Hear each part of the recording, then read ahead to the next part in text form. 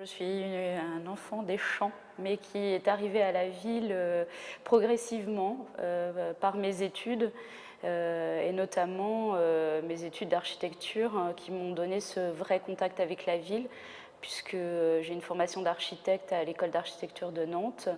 Et ensuite, une fois passé mon diplôme, j'ai fait un DEA et je me suis inscrite en thèse à Paris.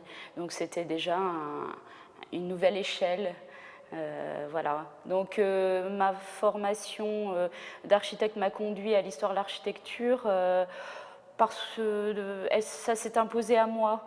C'est-à-dire que dès la deuxième année, au cours de mes études, j'ai été associée à des équipes de recherche de l'école. Il y avait un laboratoire de recherche et qui m'ont pris un peu sous leurs ailes, notamment Michael Darine ou Marie-Paul Algan, et qui m'ont fait participer à des recherches sur la ville de Nantes.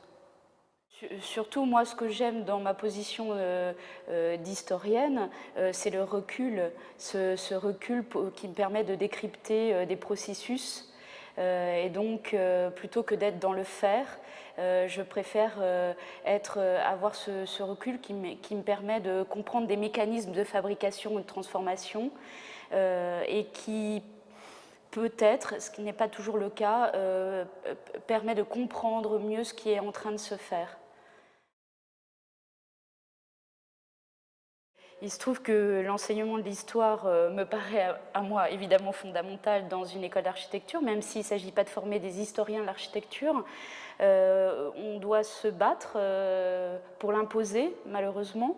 Et l'histoire ne doit pas seulement, en tout cas pour les études urbaines, être une façon de convoquer l'historien pour faire une analyse préalable du site, par exemple. Ça va bien plus loin que ça.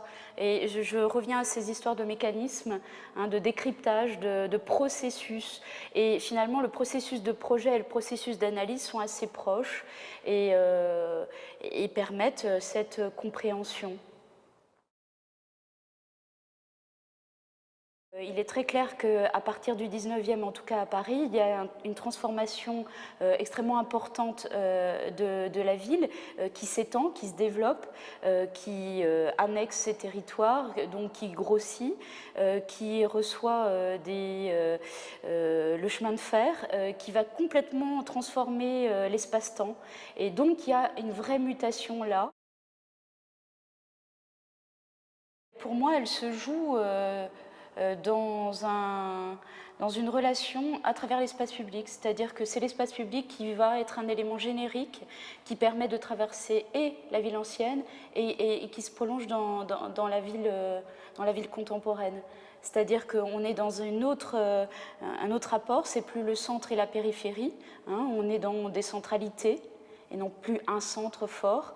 Mais finalement, le lien entre ces différentes villes, à mon sens, c'est l'espace public. Pour moi, la ville, c'est la vie.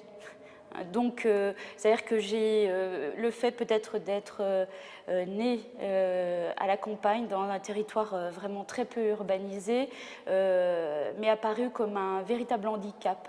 Et donc, l'idée d'aller vers la ville, c'était aller vers la vie, les activités, évidemment, la rencontre des hommes et la confrontation des vies qui engendraient beaucoup de dureté, mais qui était véritablement, pour moi, la réalité.